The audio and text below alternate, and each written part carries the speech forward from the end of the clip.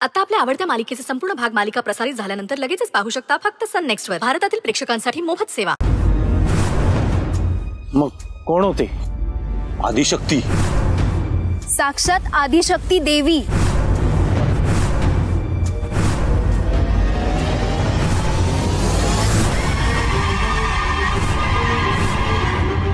त्यानंतर खरा थरार सुरू झाला.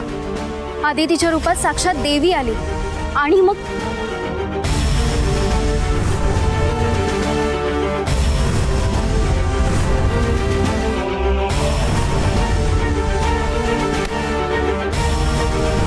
पार्टी झाल्यानंतर आपण एक मस्तपैकी प्रेस कॉन्फरन्स घेणार आणि सगळ्यांना सांगणार की सुधाकर साहेबांचं निधन झालंय.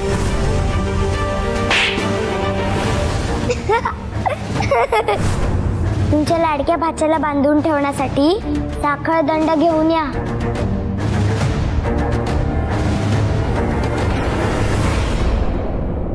एक मिनिट. तुम्ही जे काही सांगताय ते सगळं जर खरं असेल तर मग आता आपल्या घरात आहे ती मुलगी कोण आहे? आपल्या आदितीचा आत्मा.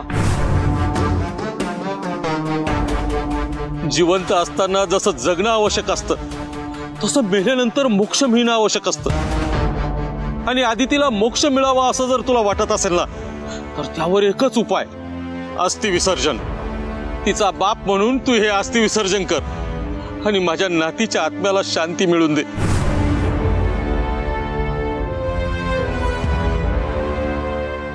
तुझं पण चुकलंच होतं दादा.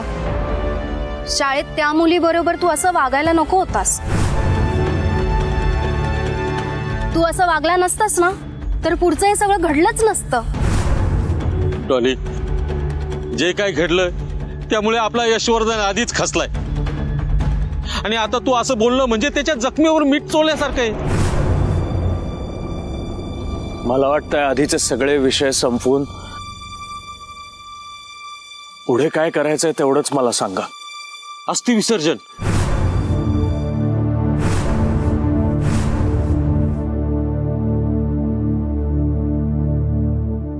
ठीक आहे, मी तयार आहे.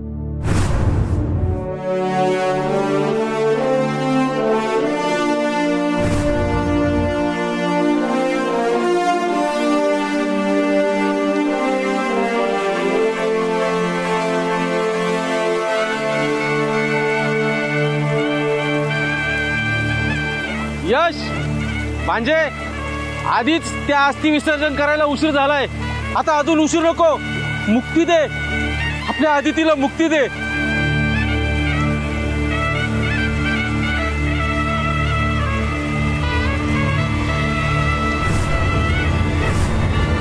बाबा नाही.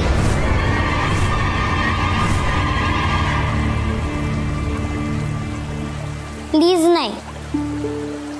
मला इथेच राहायचंय, तुमच्या आजूबाजूला. प्लीज तू असं माझं विसर्जन करू नकोस ना. आदिती. बाबा प्लीज. मी जिवंत असताना तू माझ्यावर कधीच प्रेम केलं नाहीस.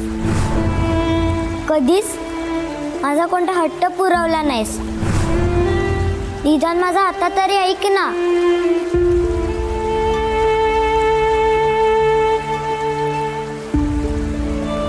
मला माफ कर बाळा.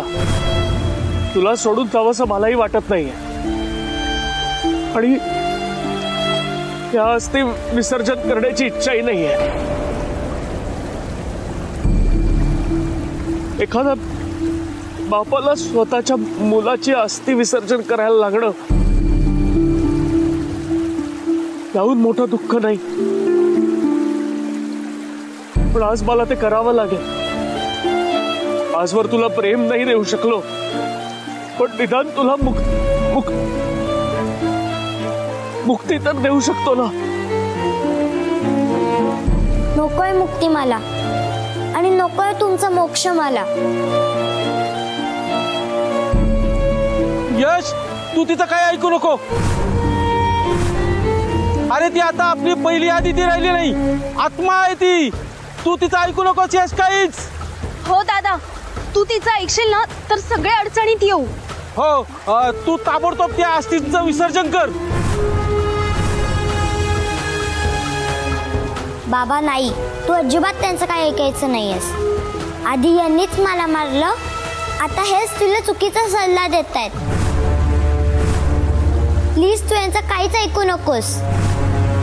ही तीच लोक आहेत ज्यांनी माझ्या आईला खूप त्रास दिला, आणि हीच लोक उद्या तुलाही फसवणार आहेत. नाही यश, अरे ती मुद्दाम काहीतरी बोलते. दादा, ती असं बोलून तुला फसवण्याचा प्रयत्न करते. हो, तू तिच्या बोलण्याकडे लक्ष देऊ नकोस. तिच्या बोलण्यात तुला गुंडाळण्याच्या आधी तू तिला मुक्ती दे. तिला मुक्त करणं ही बाप म्हणून तुझी जबाबदारी आहे आणि कर्तव्य सुद्धा. बाबा प्लीज प्लीज माझं ऐक ना. आय एम सॉरी बेटा. माणसाचा जन्म झाला की मृत्यू अटळ असतो, आणि मृत्यू झाला की मोक्ष मिळणंही तेवढंच महत्वाचं. जमलं तर मला माफ कर, पण आज मी तुझं काहीच ऐकू शकणार नाही.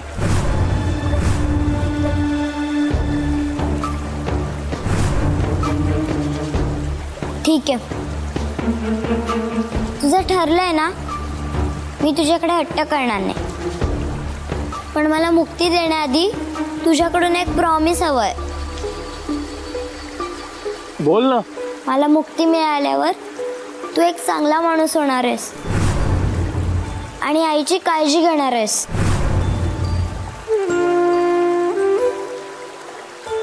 बोल ना बाबा.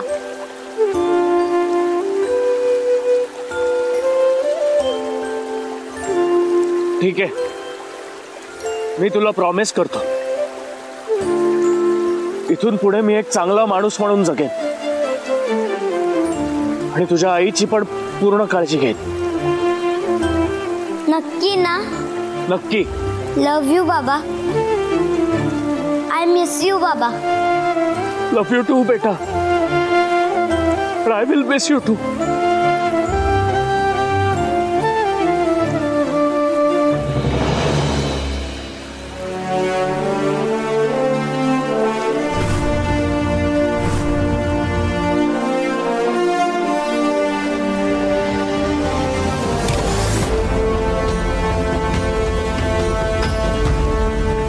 अरे काय केलंस तू हे? अरे मडक्यातल्या अस्थी पाण्यात सोडण्याला अस्थि विसर्जन म्हणतात, आणि तू मडकच पाण्यात सोडून दिलं. अरे अशाने ती पिढा कशी जाईल ना?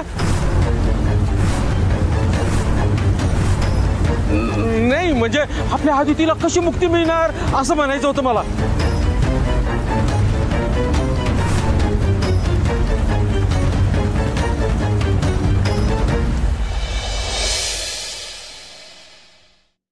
काय ग?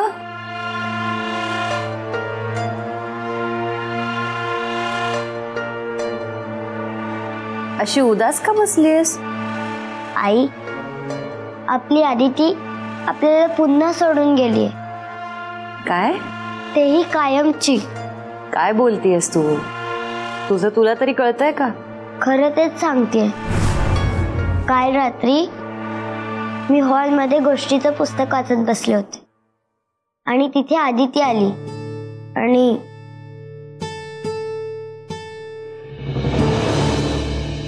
शक्ती, आदिती कशी आहेस तू? काय झालं? रडतेस कशाला? तुला कोण काही बोललं का? नाही, माझी जायची वेळ आली म्हणून मला रडायला येतंय. म्हणजे मी आता तुम्हाला कायमची सोडून जाणार आहे. अगं काय बोलतेस तू? मी तुला आता कधीच कुठे जाऊ देणार नाहीये. माझीही जाण्याची इच्छा नव्हती, पण मला आता इलाज नाही. आतापर्यंत माझ्या अस्थिचं विसर्जन झालं नव्हतं म्हणून मी तुमच्यासोबत होते.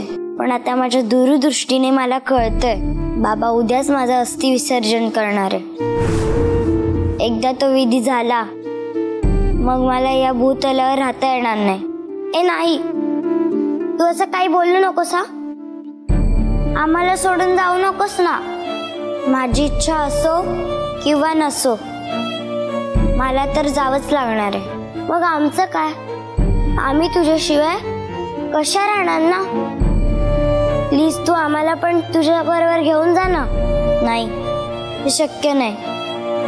तुम्हाला खूप जगायचंय, खूप मोठं व्हायचंय. आई आणि बाबांबरोबर तुला सुखाने राहायचंय. पण ते कसं शक्य आहे ना, त्या बाबतीत तू अजिबात काळजी करू नकोस. बाबा आईला किती त्रास देतो हे तुला पण माहिती आहे ना. यापुढे त्यांनी आई बरोबर चांगलं वागावं असं मी स्वतःच त्यांच्याकडून वचन घेणार आहे. आणि तेही मला असं वचन देणार आहेत. मला जे बोलायचं होतं ते बोलून झालंय. मला आता निघायला हवं. येते मी. आदिती, आदिती.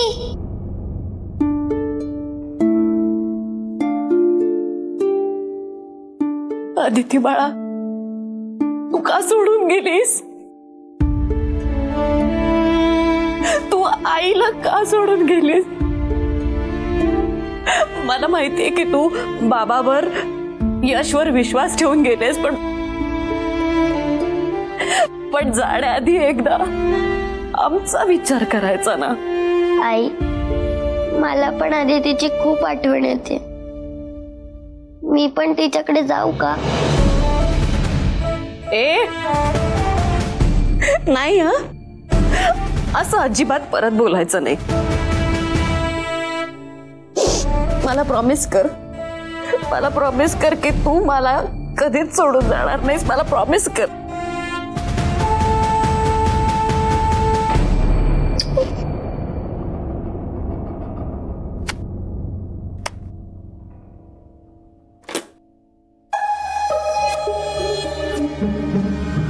दादा तुम्ही?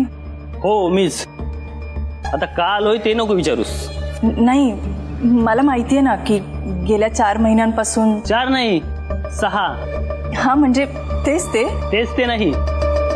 आज देतो उद्या देतो असं करता करता गेल्या 6 महिन्यांची उधारी बाकी आहे, कळलं? दादा देणार ना, नक्की देणार. पण कधी? दादा एक काम करूया का, तुम्ही आत या ना, आपण आत बसून बोलू. या ना प्लीज. हो, म्हणजे तुमची उधारी थकल्यामुळे लोक काय बोलतील याची लाज वाटते तुम्हाला? वाटायलाच पाहिजे. हे बघा दादा, मला काही दिवस द्या, मी तुमची उधारी नक्की चुकती करेन. दिवस आणि आठवडा करता करता काही महिने होऊन गेले. आता वर्ष व्हायला येईल. माझं दुकान म्हणजे तुम्हाला समाजसेवा केंद्र वाटलं का? हे बघा, या महिन्याचा माझ्या दादाचा पगार झाला ना, मी स्वतः येऊन देईन. तुम्हाला इथे येण्याची गरज लागणार नाही. पगार? तुझ्या दादाचा पगार? अरे ज्याचा पगार घरात येण्याऐवजी जुगाराच्या अड्ड्यावर जातो, जो स्वतः उधारीवर जगतो, तो मला पैसे देणार? ऐका ना, तू खूप बोललीस आणि मी पण खूप ऐकलं. आता डायरेक्ट पोलीस कंप्लेंट करूनच माझा पैसा वसूल करणार. अहो ताई, दुधाचं बिल. म्हणजे तुमची पण उधारी बाकी आहे का? 3 महिन्याची. मी काय म्हणतो, असं उधारीवर जगण्यापेक्षा तुम्ही दोघं बहीण भाऊ भीक का मागत नाही? दादा खूप बोललात. खिशात नाही आणा आणि मला साहेबराव म्हणा. तुमची लायकी बघता मी काही चुकीचं बोलत नाहीये. फक्त चुकीचंच नाही, लायकीपेक्षा जास्त बोलताय तुम्ही. ऐसे बोला, किती उधारी आहे?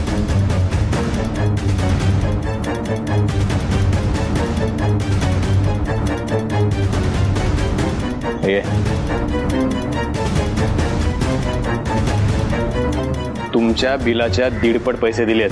आता कडे नाही निघायचं. घ्या.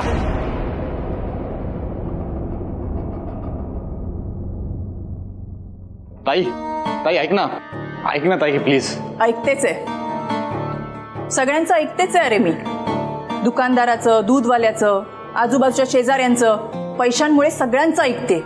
आणि कोणामुळे? तुझ्यामुळे. बस ना ताई. हे बघ, इथून पुढे आपल्याला कोणाकडे उधारी मागावी लागणार नाही आणि कोणीही आपल्याकडे पैसे मागायला येणार नाही. ते सगळं जाऊ दे. आधी मला हे सांग, हे एवढे पैसे तुझ्याकडे आले कसे? रावसाहेबांनी आधीच्या सगळ्या कामाचे पैसे दिले. आत्ताच कसे काय दिले? याआधी आपल्याला पैशांची गरज होती तेव्हा त्यांना नाही सुचलं. सध्या त्यांना कोरोना झालाय ना. काय? नाही म्हणजे मला म्हणायचं होतं की कोरोना नावाचा एक नवीन पंटर आलाय, तो त्यांचा खास झालाय, सगळी कामं तोच करतोय. म्हणून आधीची जी काय बाकी राहिली होती ना ती सगळी त्यांनी चुकती केली. हा, पण एक काम दिलंय आपल्याला. आपल्याला? हो, हे काम एकदा झालं की आपण मालामाल. रावसाहेबांचं असं म्हणणं आहे की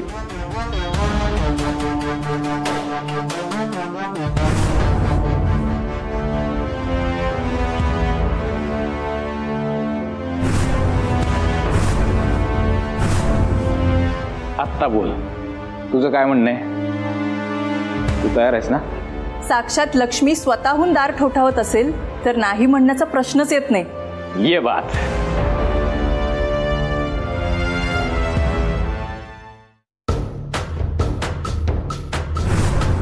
ओ अहो, कोण आहात तुम्ही? काय विचारते मी? कोण आहात तुम्ही?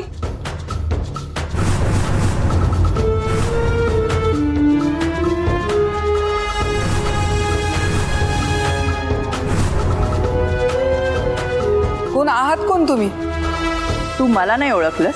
तुमच्याबद्दल काहीच माहित नसताना मग कसं ओळखणार ना? श्रुतिका. श्रुतिका नाव आहे माझं. कोणाला भेटायचंय? हा प्रश्न यापुढे मला सोडून या घरात येणाऱ्या प्रत्येकाला विचारायचा. समजलं?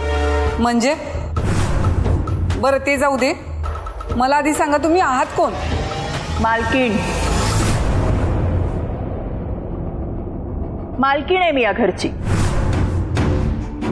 फक्त या घराचीच नाही तर आदिशक्ती ग्रुप ऑफ इंडस्ट्रीजची सुद्धा मी मालकीण आहे. त्यामुळे यापुढे माझ्याशी बोलताना आवाज आणि नजर खाली ठेवून बोलायचं. तुझं डोकं ठिकाणावर आहे का? हे असं वेड्यासारखं बोलण्याआधी आपण कोणाच्या घरात आहोत याचं भान ठेव ना. स्वर्गीय राघवेंद्र सरदेश पांडे, तेच या प्रॉपर्टीचे मालक आहेत ना? दादासाहेब होते, पण त्यांच्यानंतर मैत्रीय ताई सगळ्याच्या वारसदार आहेत. खबरदार, हे असं मैत्रेयी वगैरे कुणाचंही नाव माझ्यासमोर घ्यायचं नाही. या अशा नावचं मी कुणालाही ओळखत नाही. आम्ही पण तुला ओळखत नाहीये. निघ, आत्ताच्या आत्ता निघ इथून. निघ, नाहीतर नाहीतर काय?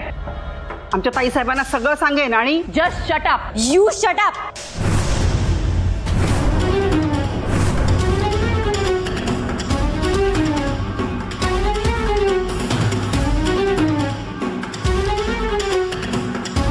माझ्या घरात येऊन माझ्या आई समान असणाऱ्या कमला आईंवर आवाज चढवण्याची हिंमत कशी झाली तुझी?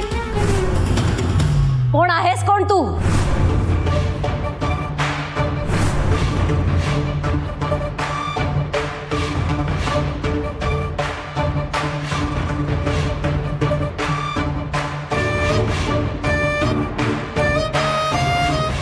मालकीण. या घराची मालकीण आहे मी. दुसऱ्याच्या घरात येऊन अशी हक्काची भाषा करायला लाज नाही वाटत? तुझं लग्न झालंय? हा, मी विचारतेय की. ते सगळं नंतर बोलू ग. आधी मला सांग, तुझं लग्न झालंय का? हो, झालंय. तुझं लग्न झालेलं असताना स्वतःच्या माहेरी राहायला तुला लाज वाटत नाहीये, मग माझ्या हक्काच्या घरी यायला मला का लाज वाटेल?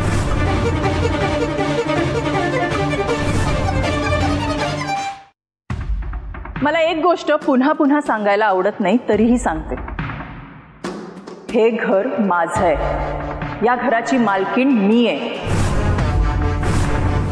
माझ्या अशा बोलण्याचा ज्यांना त्रास होत असेल त्यांनी हे घर सोडून आपल्या सासरी निघून जावं.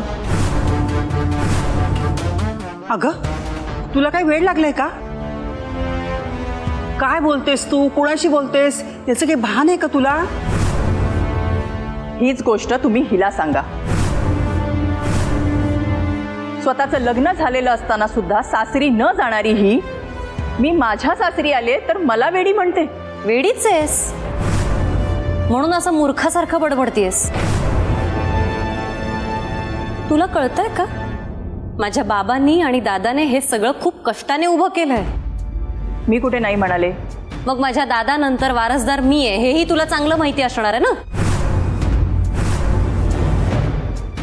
अगं इथेच येऊन तू गडबड करतेस. आता तुम्हीच मला सांगा, भाऊ गेल्यावर त्याच्या प्रॉपर्टीची वारसदार त्याची बहीण असते की बायको?